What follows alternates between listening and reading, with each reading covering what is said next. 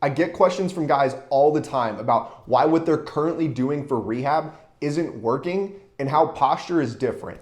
So I wanted to break down the 5 most common things that guys tell me that they're doing for rehab and explain why those things aren't getting you back on the field pain-free in the way that you would ultimately hope they would.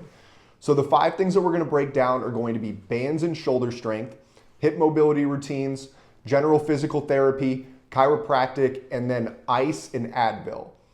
So the number one thing to understand about this is the 5 things that I just listed off are not working on the overall position of your body in the same way that posture is going to.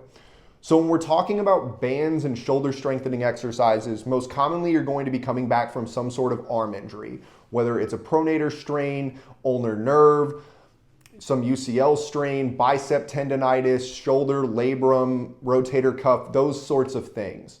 So when we're doing bands or general strength exercises, on the surface it sounds like it should work because it's strengthening an area that has been deemed weak by general practitioners or whoever it is that you're seeing in the team training office. However, the problem is if you're an elite high-level thrower, you're not weak and you don't need to add more of a strength component to this. And the number one thing to understand about adding strength is adding strength to a misaligned body is only going to increase the compensating patterns that you have, which is why the stress is being placed there in the first place. So if we're just sitting here hammering IR, ER exercises at different levels of the shoulder, whether it's a weight, whether it's a band, it doesn't matter, is the strength component that you're working on isn't going into the right area of whether it's the shoulder or the forearm or whatever it is. It's not attacking the right place. So all it is I'm increasing the shoulder strength, but in a poor position, which isn't going to translate into the dynamic movement that you need as you're actually throwing. So most commonly for baseball players and particularly pitchers is your upper back rounds you forward, so your upper trap is dominant, and then people are like, oh, well, we need to recruit your low to mid trap. And then as you start to do these different I, Ys, and Ts to strengthen it, guess what you're doing?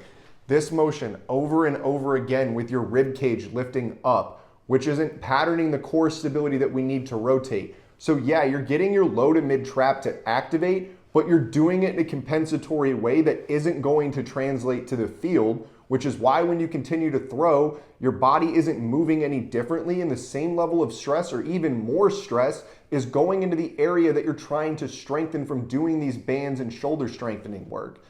Instead of just correcting the shoulder position so that it isn't hugging you forward, presetting you into internal rotation, but we create more space in here so that those muscles can actually move appropriately, and then your body isn't being jammed up with the same level of stress.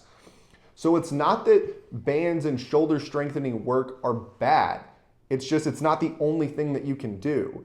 If we got the shoulder into a better position and then we did IR, ER, so that the right muscle group is activated to stabilize and control the shoulder through that range of motion, then the results would show up.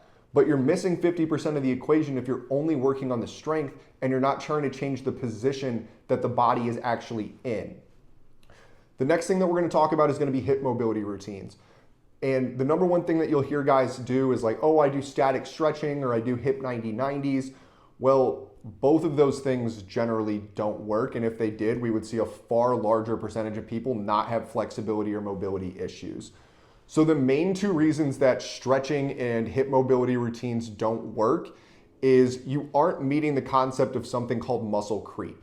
So very simply, muscle creep is pretty much this concept that says that you, in order to change the muscle at like the tension that's on the muscle, you need to hold that position for at least 1 minute in order for the muscle to adapt. So if you're only holding a static stretch for 20 to 30 seconds, it's not gonna work. And if it is gonna work, it's gonna work for like 2 seconds, and then the moment you go back to it, it's not gonna work again. 90-90s and other hip mobility related things that are generally a little bit more common don't change the reason for why your body is constricted to move through that range of motion in the first place. Simply working through that range of motion will free it up for a very short period of time, but it doesn't create a lasting effect because again, it comes back to the position of how the femur is actually sitting within the hip socket. So if we had it sitting here appropriately, But for most baseball players, if you follow the two seam, it's going to be externally rotated.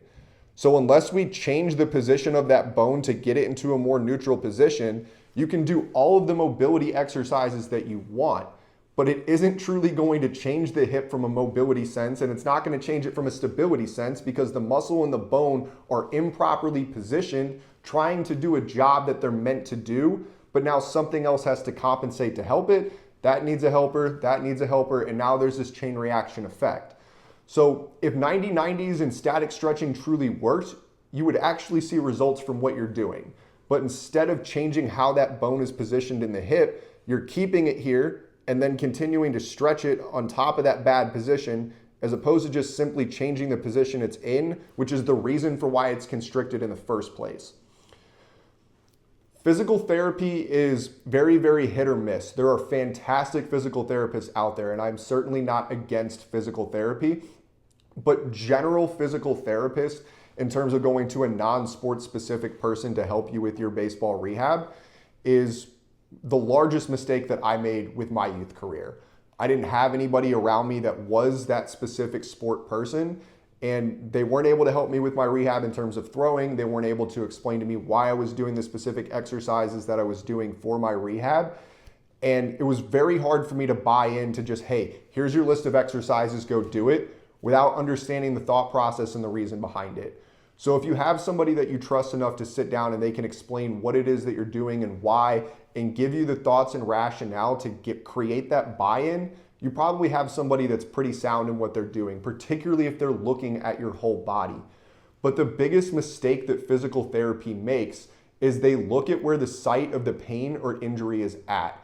So whether we want to talk about low back pain, shoulder, elbow, knee, it really doesn't matter. Wherever you walk in with discomfort, that is where your exercises are going to be targeted at, trying to strengthen the muscle groups around that afflicted joint, which again sounds awesome, but it doesn't work. And if it did work, we would see a lot more people successfully rehab from surgery, get back to the field faster, and then not re-injure the same thing or something else when they actually got back on the field.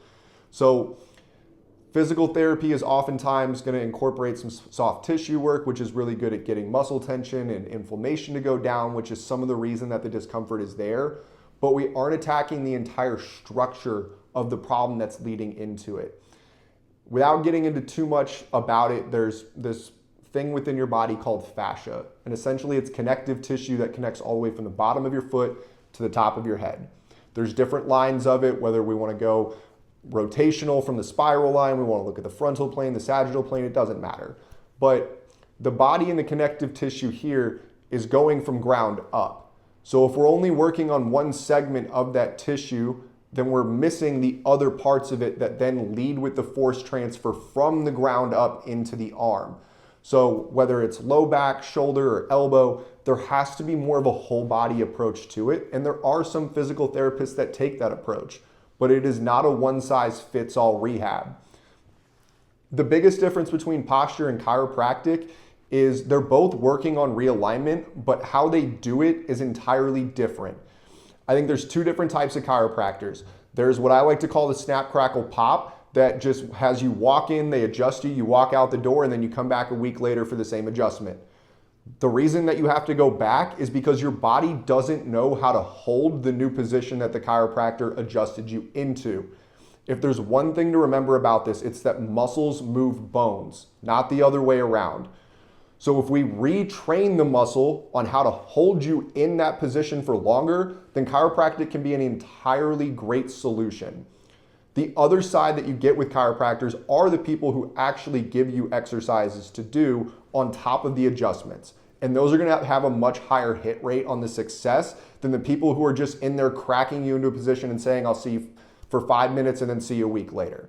That is not gonna be a successful way to get back on the field. It can help you mitigate pain for a short amount of time and battle through some stuff, but it's not a long-lasting solution. So the position that a chiropractor is generally going to push your spine into or do a cervical or shoulder adjustment with is going to create more space and opportunity for your body to move within. But rather than having to rely on somebody else to put you in that position, you can use posture and the exercises that we have to create those same adjustments for yourself so that they actually last for a longer period of time. Your symptoms go down much faster and the return to play happens at a much higher rate because your body has more of a solid foundation from the baseline level of when you step onto the field rather than needing somebody else to make that adjustment for you. And the last thing that I want to talk about is going to be ice, heat, and Advil, or just things that are generally meant to control inflammation.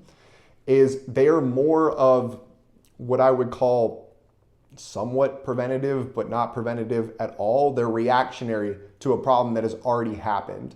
So what ice, heat, and Advil are going to do is they're going to target the specific area of where that pain or inflammation is at and try to get the inflammation to go down, which is going to ultimately get the pain to lessen, but it doesn't change the reason for why the inflammation is going into that place in the first place.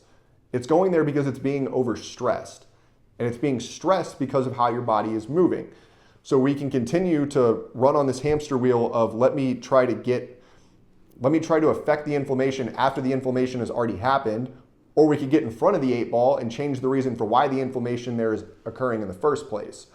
So overall, a lot of these different things that people do with rehab are reactionary to things that have already happened, where if you were to get your body in a better position before those problems ever started, you would have a much better chance of not having those things happen because you're affecting things at a root cause level rather than just looking at what is going on with the pain area. You're only taking in about 10% of the equation out of everything that is affecting it. Hip, shoulder, knee, ankle, all of these things affect one another. And the position of one joint is going to impact how it relates to the one across from it, the one below it, or the one above it. So overall, these things can have success in helping people to get back on the field, but there's a much better way to go about your rehab or your prehab. Fix your posture, fix the position that you're in so that you affect the movement quality of why the stress is being placed on your body.